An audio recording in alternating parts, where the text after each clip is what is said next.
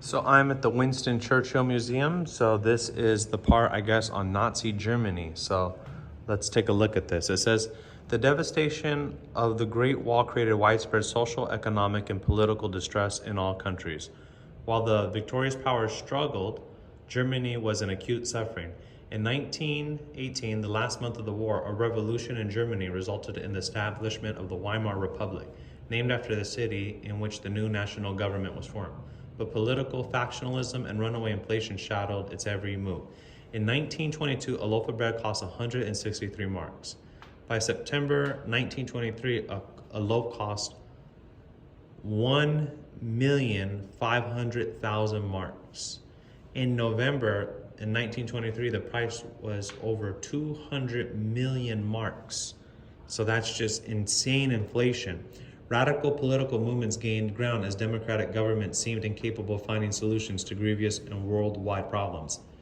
To the east, revolutionary communist Russia suggested one answer. In the west, fascism came to the first in Italy in 1922 with Mussolini. Each capitalized on the economic hardships of their people and promised a new path. Adolf Hitler, a wounded, decorated soldier in World War I, became politically active in this aftermath. Despising the Weimar Republic as a symbol of Germany's defeat, Hitler joined the German Workers' Party in 1919. By 1921, his gifts as a charismatic speaker and his attractive ideology propelled him to the leadership of what would become the Nazi Party, National Socialistic German Workers' Party, the Nazis. The dangerous movement. It says Hitler abolished the trade unions and banned all other political parties, sending their leaders to concentration camps. By the end of 1933, Hitler's camps held over 150,000 political prisoners. It was only the beginning of the purge. The night of the long knives, Hitler ordered the murder of 200 persons who helped him to power, but were now seen as threats. The Nuremberg laws on citizenship and race of 1935, reflecting the Nazi ideology of the master race, denied German citizenship to Jews and made it illegal for them to marry Aryans. The centerpiece of Hitler's military program involved renouncing and reversing the provisions of Versailles Treaty and renaming Germany. The intervention of German forces on the sides of the fascists in the Spanish Civil War gave notice to the world of Germany's new military power and the tactics it was prepared to employ. Britain looked on hesitant and distracted by its own domestic problems. Some thought Germany had legitimate grievances. Others thought rearmed Germany might counter Russia. Some admire Hitler's improving economy and work programs. At first, Churchill hoped that Hitler might prove good for Germany and Europe, but he quickly concluded otherwise. Germany fears no one. She is arming in a manner which has never been seen in German history. She is led by a handful of triumphant desperados. While Hitler campaigned for rearmament, the powers victorious in the Great War practiced disarmament. Germany watched with amusement as others sought peace by reducing their armed forces.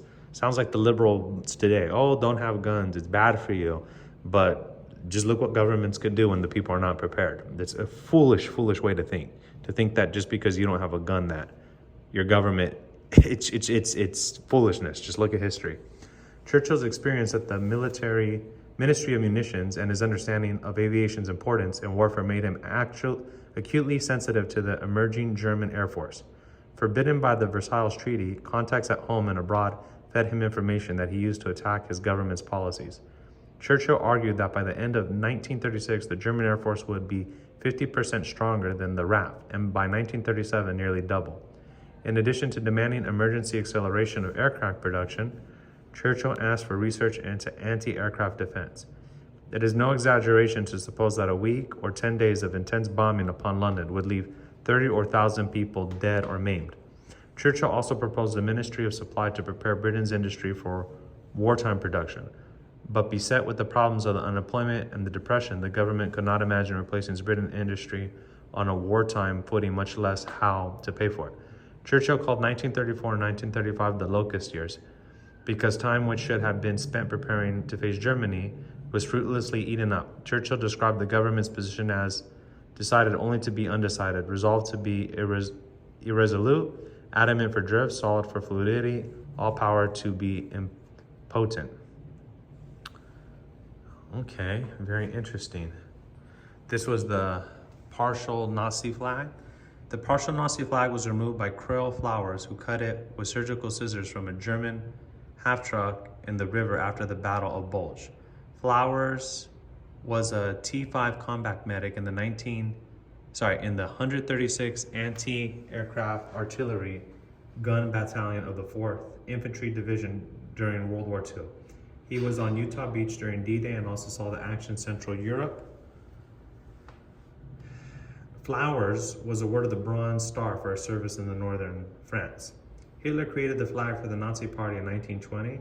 The complete flag was red surrounding a white circle.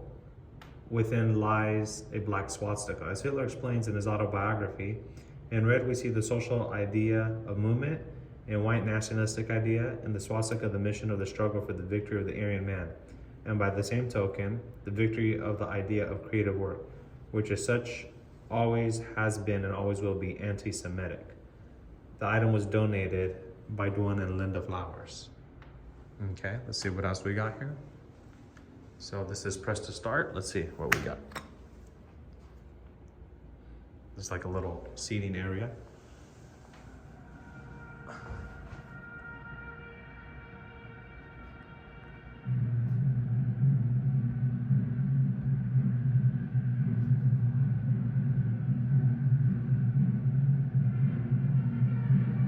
Political marketing.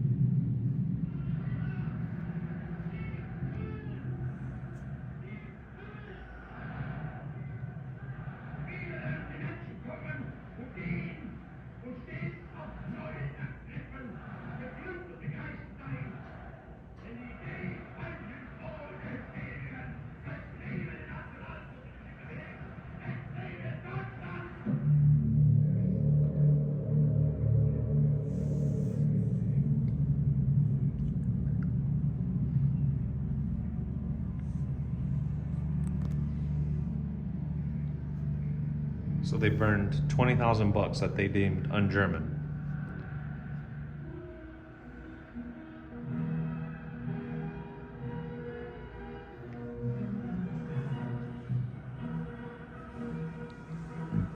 Okay. And this is peace offerings. Churchill's arguments about Germany's military, particularly Air Force, proved correct by the end of 1935. Prime Minister Stanley Baldwin admitted, "I was completely wrong. We were completely misled on the subject."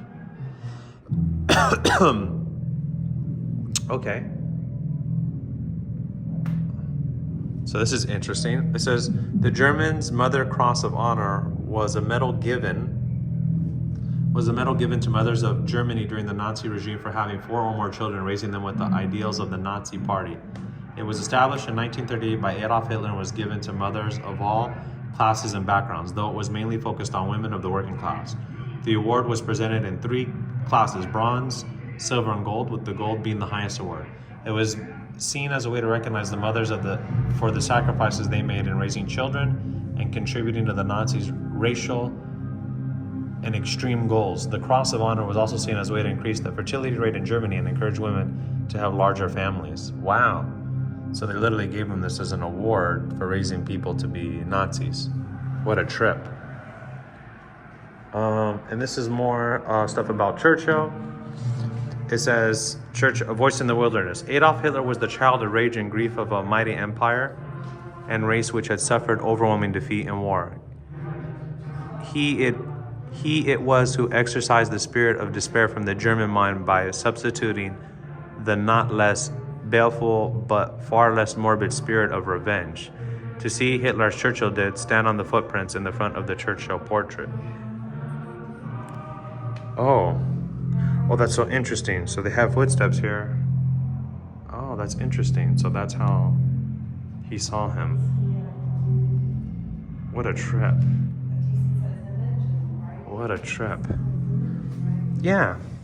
Oh, and then there's some more here. More stuff here. Never give in. Okay, so this is more stuff on the church. I didn't realize the museum was this big. Okay. Cool. All right. So let's stop that and do another part.